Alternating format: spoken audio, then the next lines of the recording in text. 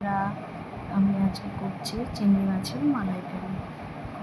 মাছগুলো ভেজে রেখে কড়াইতে তেল দিয়ে তারপরে জিরে ফোড়ন দিয়ে বেটে রাখা মশলাগুলো দিয়ে দিলাম। আদা রসুন টমেটো একসঙ্গে বেটে সেগুলো কড়াইতে দিয়ে ভালো করে নাড়াচাড়া করতে হবে। করে হলুদ দিলাম, হলুদ লবণ দিয়ে ভালো করে নেড়ে চেড়ে এদিকে নারকেলের দুধটা একটু উষ্ণ গরম জলে নারকেলের দুধ বের করে রেখে দিলাম। তারপরে ওই মশলাটা ভালো করে কষানোর পর চিংড়ি মাছগুলো দিয়ে ভালো করে নাড়াচাড়া করে যতক্ষণ না তেল বেরোবে ততক্ষণ নাড়াচাড়া করতে হবে।